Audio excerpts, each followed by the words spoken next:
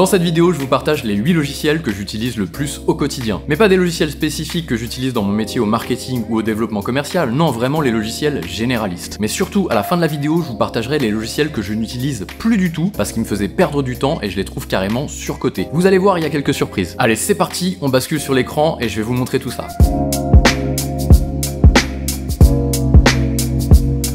N'hésitez pas à vous abonner si ces vidéos vous plaisent, sur cette chaîne on parle de logiciels et de productivité. Et voilà, comme je le disais en intro, je vais vous partager les logiciels que j'utilise le plus souvent au cours de la journée. Vraiment, je les ouvre tous les jours et c'est de ça dont je vais parler. C'est pas des logiciels spécifiques à un métier en particulier, ça j'en ai déjà parlé et je pense que j'en reparlerai. C'est vraiment les logiciels que j'ouvre tous les matins en arrivant. Je commence par les deux indispensables, vraiment c'est les deux logiciels sur lesquels je clique quand j'arrive. Il s'agit du navigateur Arc Browser, vous connaissez si vous suivez un petit peu la chaîne. Je trouve ce navigateur incroyable. Je vais vous expliquer comment je l'utilise. Ça, c'est le premier, juste après. Ça, c'est le premier logiciel que j'ouvre. Le deuxième, c'est Discord. Et oui, j'ouvre Discord également parce que Discord nous sert en interne pour plein de choses. C'est notre outil de communication interne. Je vous expliquerai pourquoi on n'est pas sur Slack et on ne passera pas. On était sur Slack, on ne passera pas sur Slack, on ne repassera pas sur Slack. Je vais vous expliquer aussi comment on l'a utilisé, qu'est-ce qu'on en fait. Donc, je vais vous expliquer ces deux logiciels-là. On commence par Arc Browser, après il y en aura d'autres, vous inquiétez pas, on va en voir 8 en tout, comme c'est écrit dans le titre, je vais respecter la promesse. Mais je veux pas trop en mettre non plus, parce que ça sert à rien d'empiler les logiciels alors qu'ils servent à rien. D'ailleurs à la fin, je le rappelle, je vous expliquerai les logiciels que je n'utilise plus, qu'ils ne me servent plus à rien et qui sont contre-productifs. Ça, ce sera à la fin. Arc Browser, comment je l'utilise en tant que navigateur, mais ce que j'aime bien ici, c'est les 3 paliers qu'on a à gauche. Je vais pas refaire la présentation complète d'Arc Browser. On connaît ici ce que l'on a tout en haut à gauche, c'est les tuiles qu'on utilise le plus souvent et qui vont rester quel que soit en fait le profil sur lequel on est. Vous voyez, je passe de profil en bas à gauche ici, mais les 9, pardon, 3 x 3, 9, les 9 tuiles que je me suis, on peut en mettre plus, moi j'en ai mis 9, mais les 9 tuiles que j'ai ici resteront quoi que je fasse et dans n'importe quel contexte sur lequel je me trouve. J'ai mis toute la suite bureautique, Gmail, Google Calendar, Google Drive, mon CRM, mon outil de suite projet, YouTube, l'outil de design, ChatGPT et le site BLC. Et ensuite, à chaque fois, en fonction du contexte dans lequel je me trouve, j'ai des raccourcis plus ou moins différents. Là, je suis sur le contexte BLC, donc je vais avoir des raccourcis liés à BLC, avec un slide, la banque, etc. Quand je suis sur ce raccourci-là, c'est des raccourcis qui sont liés à ma chaîne YouTube. Ensuite, quand je suis ici, c'est quand je passe en live, j'ai tous les raccourcis, la musique, etc., le petit bot, etc. Vous avez compris le principe. Donc j'ai vraiment dans Arc Browser ces 3 degrés de granularité en fait, avec les tuiles qui bougent pas, les raccourcis en fonction du contexte, en fonction du profil, et bien sûr les apps, les onglets jetables. Ça, on en parlera un petit peu après. Ensuite, Discord. Pourquoi Discord, pas Slack? Pour une seule et bonne raison, d'ailleurs on a l'exemple ici, quand vous connaissez certainement Discord, quand vous êtes sur un outil de communication interne, vous voyez ici on a le général, il n'y a pas grand chose de secret à dire, mais j'éviterai d'aller dans les autres salons, des fois il y a des bêtises, mais surtout le gros élément différenciant par rapport au reste, Slack, etc., c'est que quand il y a des gens qui sont dans des vocaux, on le voit et on peut se greffer à eux. En fait, par rapport, alors ça a peut-être changé sur Slack, j'ai pas suivi, mais la grosse différence, c'est que quand il y a des gens qui sont en réunion, ils se mettent dans un salon vocal ici. Balto, Grégory est présent dans le salon. Il est tout seul pour le moment, mais juste il a dit, ok, moi pendant 10 minutes, je me mets là, je suis dispo. Et s'il y a des gens qui veulent me revenir, au moins ils savent que je suis là. C'est comme si je disais, tiens, moi, je me lève dans un open space et je vais à la machine à café. Là c'est pareil, je le vois, Greg, là il est dans la machine à café, entre guillemets, il est au Balto.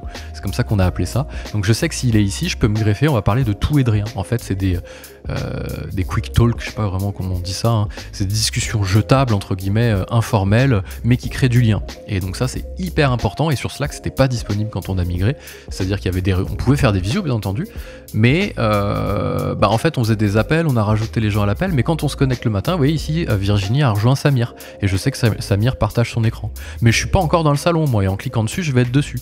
Ça c'est vraiment le gros élément de différenciation pour qu'on a choisi Discord, et aussi parce qu'on a notre salon communautaire, on a 2 salons communautaires, le salon communautaire lié au logiciel, donc là on a toute notre communauté dedans, on est 1430 personnes à l'intérieur, on a créé ça à l'intérieur de Discord, le salon communautaire de PyDrive, on est un petit peu moins parce qu'il est plus récent, et voilà pourquoi on utilise Discord et pas Slack. Pourquoi j'utilise Arc, je vous l'ai dit. Pourquoi j'utilise Discord et pas Slack ou Google, c'est pas Google Meet, c'est Google Chat ou je ne sais plus quoi. Voilà, les deux raisons qui font que on n'est pas sur des logiciels entre guillemets classiques. Hein. Discord, c'est vraiment en général réservé à une utilisation pro et un espace communautaire, mais pas un truc interne de discussion. Ça, c'est les deux premiers logiciels que j'ouvre systématiquement quand j'arrive. Vraiment, je clique littéralement sur ces deux logiciels quand j'arrive. Je lance Arc Browser le matin et je lance mon Discord. Tac, voilà. Puisque j'arrive assez tôt le matin, donc je peux voir un petit peu ce qui s'est passé parce que je quitte un peu plus tard la veille en général. Hein, voilà, je me suis adapté des horaires où moi je suis plutôt du matin. C'est lié aussi à mes contraintes personnelles, donc je trouve que c'est bien aussi d'adapter ses horaires de travail quand on a la possibilité de le faire à ses contraintes. Et donc moi le matin, je regarde un petit peu ce qui s'est passé la veille vu que j'ai coupé un peu plus tôt. Et après je me pose sur mes sujets de fond et je coupe tout par contre. Je recoupe tout pour taffer et sans être dérangé bien entendu. Ensuite, ce que j'appelle le Big Tree. Le Big Tree, ça va être la partie bureautique, donc mail, calendrier, notes. Big Tree. Alors j'aurais pu faire Big Four avec le navigateur. C'est moi qui l'ai inventé. Ça se trouve, ça existe déjà et j'ai rien inventé. Bon, en tout cas, voilà, j'appelle ça le Big Tree, moi. Mail, calendrier, notes. Alors, les mails, je l'ai dit, c'est dans Gmail. Hein. Voilà, parce que c'est incroyable, hein, tout simplement. Hein. Voilà, nous, on est sur G Suite au bureau, donc les mails pour ça. En revanche, j'utilise pas Google Calendar pour le calendrier. Il est là, hein, il est en raccourci, mais je suis plutôt sur le calendrier du Mac. Pourquoi ? Parce que ça me permet de rajouter d'autres agendas, notamment des agendas iCloud, qui sont sûrement possibles, qu'il est sûrement possible de rajouter ici. En vrai, j'avais pas envie de trop... J'aime bien les outils natifs, c'est pas parce que c'est Apple, hein, je m'en fiche complètement, hein, c'est les outils natifs, j'adore ça parce que c'est souvent très très bien intégré, ça suit les mises à jour qu'il y a et voilà, c'est hyper pratique. Donc ça j'aime beaucoup. Donc Gmail, Apple Calendrier et pour les notes, Apple Notes. Notes en fait d'Apple, mais ça pourrait être aussi notes de Google Task, je sais plus comment c'était, ou Google Keep. Voilà, c'est juste parce que c'est intégré, que c'est multi-device, ça se synchronise, c'est simple. Voilà, ma to-do est ici, comment je fonctionne aussi sur Notes. Je vous explique pas comment je fonctionne sur calendrier, sur mail, hein, c'est assez simple, c'est des mails. J'essaye juste de respecter la méthode zéro inbox, donc le soir en partant j'ai plus d'emails. Soit c'est des tâches, soit ça a été traité. Vraiment psychologiquement, le soir je n'ai jamais d'email depuis, je sais pas, 15 ans quoi peut-être. Parce que j'aime bien partir le soir libéré, la tête tranquille, je sais qu'il n'y a rien qui traîne, voilà. C'est soit en tâche quelque part, dans le CRM, dans Asana, etc. Soit ça a été traité dans la journée. Par contre les notes, il y a une petite particularité, comment je le fais, c'est que j'ai ma to-do du jour, alors là elle n'est pas à jour, mais en gros, la veille j'écris ma to-do du lendemain et je sais ce que j'ai précisément à faire. Comme ça quand j'arrive le matin, je sais ce que j'ai à faire. Mais je me prends pas la tête avec des kanbans, des tâches, des contextes, des trucs compliqués. Non, en fait j'ai ça, voilà, et quand c'est fait je coche. Et le soir je supprime quand j'ai tout fait, le lendemain c'est tout neuf, tout simplement. Et j'ai essayé, et j'en parlerai à la fin des outils que j'utilise plus, des systèmes complets de productivité, Notion, blablabla. Ça, je suis le meilleur pour ça, y a pas de problème, et je pense que si vous suivez la chaîne aussi, vous êtes pas mal là-dedans. Mais à un moment, on passe plus de temps, je fais le point avant le point, ça c'est classique, on passe plus de temps à bosser sur son système qu'à faire ses tâches. Non, voilà, moi j'arrive, je veux faire mes trucs, j'ai pas envie de me prendre la tête à geeker pendant 2 heures. Certes, c'est marrant pour savoir comment ça marche et pouvoir en parler, mais non, en fait. Donc j'utilise plus Notion, mais spoiler du point de tout à l'heure. Ensuite, qu'est-ce que je me suis noté ? Alors, parce que je m'étais fait des petites notes. D'ailleurs, elles sont là. Tiens, comme ça, au moins, vous voyez comment j'utilise aussi Notes. C'est que je gère aussi mes notes là-dessus. Alors, les 10 apps que j'utilise le plus au quotidien, vous avez la petite intro que je viens de faire, que vous avez dû voir avant le générique. Et ensuite, mes points. Mais ça va pas plus loin que ça. J'ai pas un prompteur. Voilà, j'essaie de faire des choses simples. Malgré souvent ce syndrome de l'objet brillant dont j'ai parlé dans la dernière vidéo, d'ailleurs allez la voir si ça vous intéresse, dont je suis clairement dedans moi aussi, attention, hein, je veux pas blâmer les gens, hein, j'en fais partie, j'essaye de me soigner par contre, et j'essaie de transmettre aussi cet apprentissage, donc allez voir la vidéo. Donc Arc, Discord on a vu, Gmail, Merci App, alors je l'avais ouvert, Merci App, parce qu'à mon avis c'est le logiciel que j'utilise le plus souvent aussi dans la journée, et du coup vous avez eu un petit teasing sur le reste. C'est un correcteur tout simplement en ligne, et qui va automatiquement corriger, et ça va genre... c'est triplement plus efficace que les correcteurs qui sont natifs. Vous ajoutez un petit plugin sur Chrome et vous avez le meilleur correcteur d'orthographe français. Voilà, et c'est vraiment vrai, je suis pas payé pour le dire. Aucun des logiciels dont je parle ne m'a payé pour dire quoi que ce soit.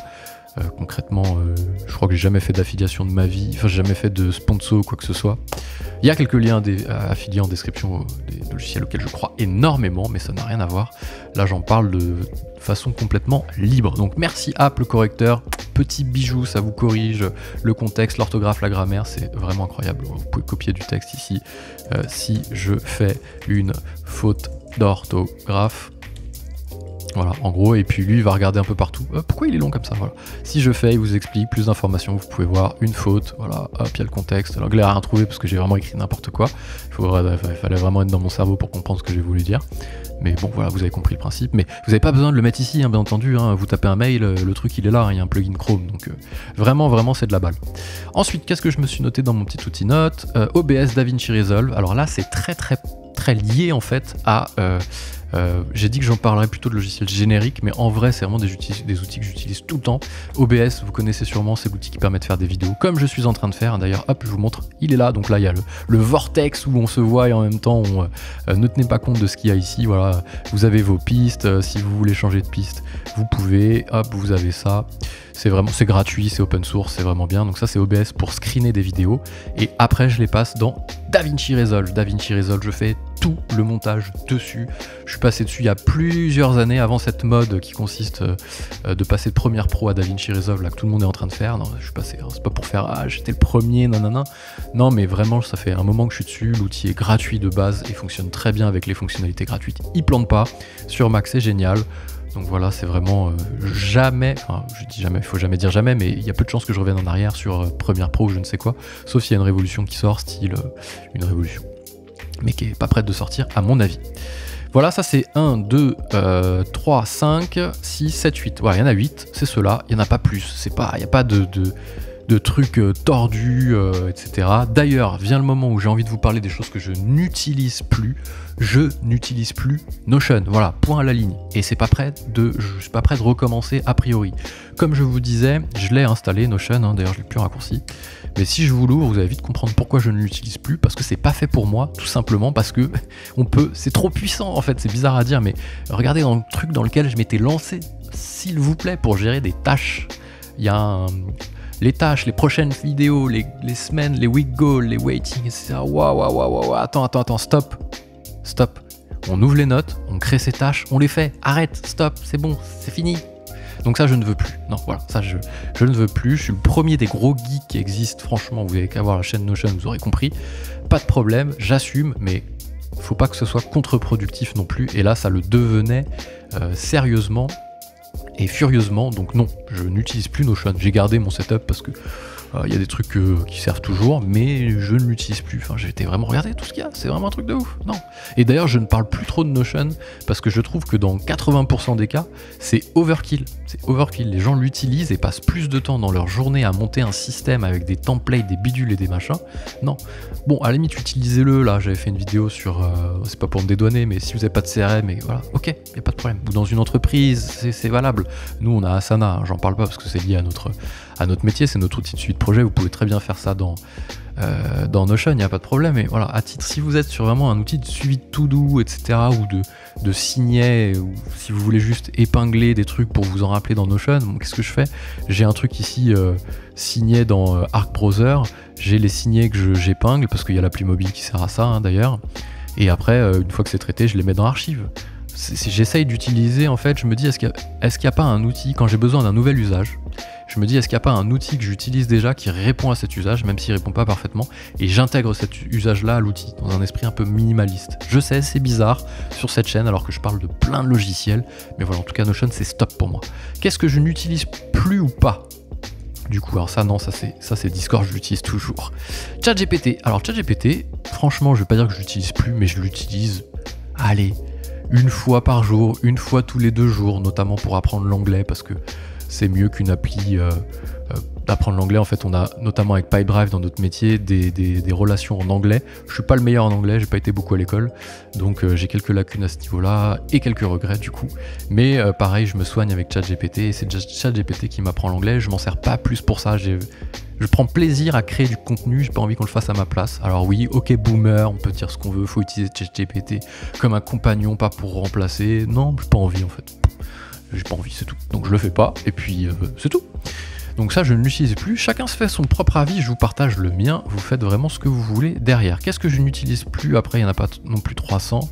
Un outil de to-do, bah voilà, je n'utilise plus non plus un outil de to-do. Je prends des notes, je mets mes to-do dedans, ça va plus vite. C'est comme à l'ancienne, quand on avait un carnet, on notait ce qu'on avait à faire, quand c'était fini, on rayait. C'est exactement ça. Moi, j'ai commencé il y a 18 ans à bosser. Moi, j'en ai 36, donc c'est ça, à peu près, je bossais à 17-18 ans. Donc on prenait un cahier, on notait, la to-do elle est là, hein, on notait et quand c'est fini on rayait, c'est tout. Bah c'est pareil en fait. Voilà. J'utilise juste la fonctionnalité ici, liste de pointage de notes et c'est tout. Et j'ai des to-do après, juste pour du contenu, des choses comme ça. Par contre des notes, ça j'en ai, y a pas de problème, hein. Je sais pas combien j'en ai, mais voilà, j'ai 226 notes en tout. Donc et elles sont organisées dans des dossiers derrière, j'ai pas non plus voulu créer une usine à gaz. Je reviens sur Notes, c'est très fouillis cette vidéo, mais en même temps c'est aussi pour vous expliquer pourquoi j'utilise plus d'outils de to-do, parce que j'ai créé des dossiers ici. Donc il y a la partie base de connaissances, il y a la partie, j'espère que j'ai pas leaké un mot de passe, parce que je mets quelques mots de passe à l'intérieur, je trouve ça pratique. Il y a la partie archive quand c'est traité, contenu c'est quand j'ai du contenu à écrire, il se met là, une fois que c'est traité je le mets dans archive. Voilà une organisation somme toute assez simple. Et je suis content de ne pas avoir plus de logiciels que ça, en tout cas pas dans mon quotidien qui pourrait correspondre à tout le monde. Après j'en ai, Pipedrive, Asana, peut-être qu'on en parlera. C'est vrai que Canva, bon j'aurais pu en parler parce que c'est assez généraliste et j'utilise beaucoup. Mais bon, j'avais pas envie de rajouter des couches et des couches. C'est vrai que je pourrais m'en passer de Canva ou pas, ce serait compliqué dans mon métier quand même de créateur de contenu. Si ça vous intéresse que je fasse une vidéo sur les outils que j'utilise en tant que commercial, je crois que c'est déjà fait, ou les outils que j'utilise en tant que marketeur, ça c'est pas fait par contre, c'est quasiment sûr, n'hésitez pas à mettre en commentaire, parce que oui, bah, quand on est chef d'entreprise, ce qui est mon cas depuis 10 ans, j'ai co-créé BLC, une société qui vend des logiciels de gestion aux entreprises, petite pub au passage, qui fait toujours plaisir, avec 2 associés, Nico et Sylvain, que je salue au passage s'ils regardent la vidéo.